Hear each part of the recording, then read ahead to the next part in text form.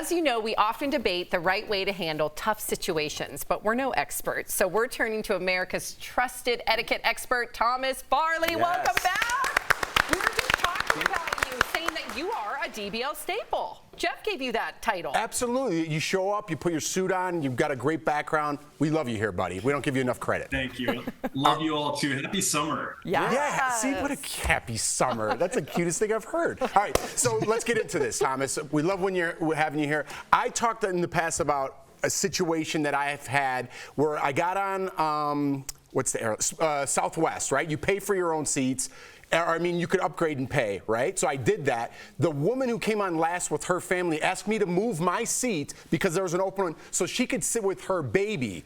The kid was 15 and 6'4". I wanted to sit with my family who was next to me, but I just said, excuse me, ma'am, I'm with my family. I apologize. What would you have done in that situation, or what could I have done to make it better? Jeff, from the sounds of it, there was no bassinet, from what I can tell. No, there was... He was huge. No bassinet, no pacifier, no seat. I think you handled this really nicely. From what I understand, I think there was actually a further escalation on the part of this other passenger trying to shame you into giving her the seat, which I think really was proof positive that you did the absolute right thing. She had no right to that seat. It's one thing if somebody is disabled or there truly is a situation that you can assist with. That's a nice thing to do for a fellow passenger. But I think in this case, you were calm, cool, and collected about it. You did the exact right thing. Good job, Jeff. I love Mr. Manners. You like that.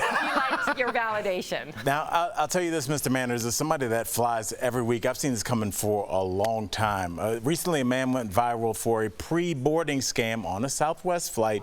20 people, 20 allegedly took advantage of using the wheelchair assistance to board early. Now, we all know that disabilities are not always obvious. So what do you do in a situation like this, or do you just keep your mouth shut?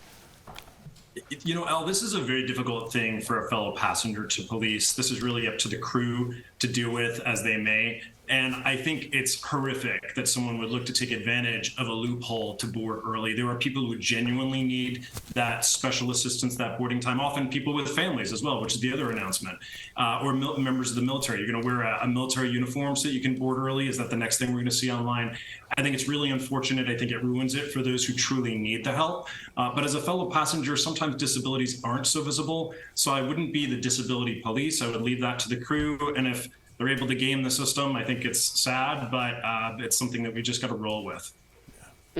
That's what karma's for. So, Mr. Manners, we've talked about plane etiquette before, but what do you do if you're in the middle seat and your armrests are taken like this? That's so rude.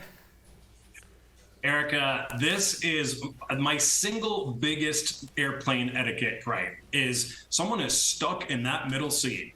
And the person to the left of them who has the aisle, the person to the right of them who has the window seat, they are all out guaranteed to get at least one armrest, not to mention a view or easy access to the restroom. The middle seat got nothing, except those armrests.